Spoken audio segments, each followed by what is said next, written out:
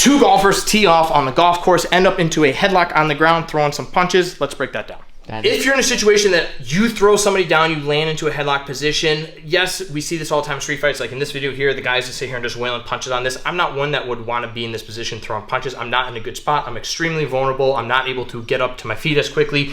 Yes, you can throw fancy arm bars. I can do shoulder locks. I can do all that stuff from here. If I am going to do anything, essentially if this person, especially if this person's spazzing and trying to get out of the situation, I might lock up my hands, get off my hips, drive all my weight down to their chest, pull them up a little bit, and just kind of use this as a way to suck the wind out of them a little bit, get them to calm down.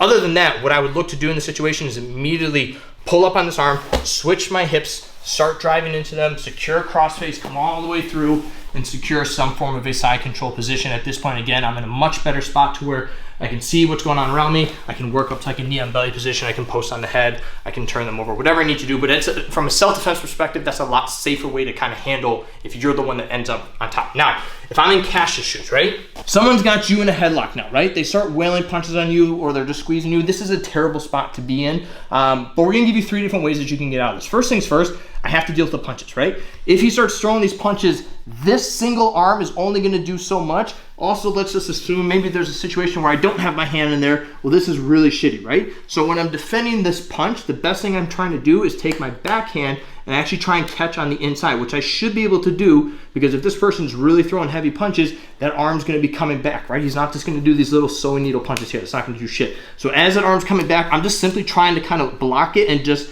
somehow get some form of an inside control here. If I'm able to do this, I'm immediately looking to trap this arm.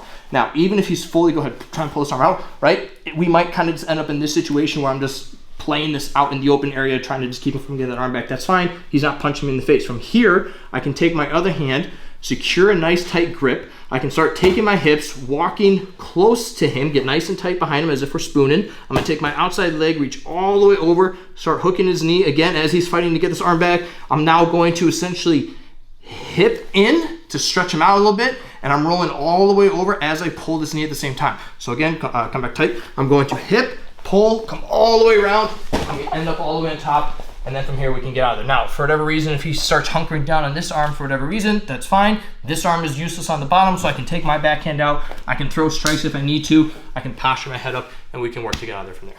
Second option that we have, once again, he's throwing these punches. I managed to secure and trap the arm. As always, that's gonna be our first objective.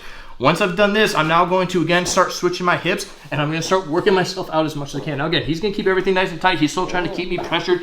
I'm essentially just trying to go belly down. As long as I can keep this tight, once I get into this position, I'm now trying to pull myself up into his arm. And as I pull his arm into him, I'm gonna take my feet, start walking my body up and into him, and essentially, again, we're turning him back onto his side. Now, the beautiful part of having this inside control is that once we do switch positions, this arm, again, is completely useless for him. Again, if he's holding down on the head, I'm just gonna sit here and throw hammer fists. I can posture up on the neck, and we can get out the exact same way. Last one, right? I still managed to secure this. He's holding on nice and tight. I'm gonna start kind of working my hips out a little bit. Now, let's say maybe he's hunkering his head down. I'm going to switch my grip. I'm essentially gonna hold on tight with my front hand. I'm gonna take my backhand, release it. So this is something that you have to do pretty quickly. I'm gonna come around, be aggressive with this frame. I'm gonna strike the side of his face and just start driving his head as far away from him as I can. I'm not necessarily gonna get like a full extension, but as I start kind of putting this pressure and he starts working back into it to fight that pressure, it's gonna give me space naturally that I can start working my hips out a little bit more. And what I'm looking to do is now take this leg, again, you gotta have to have a little bit of mobility for this. I'm gonna take my back leg, I'm going to swing it over the top as I replace my hand.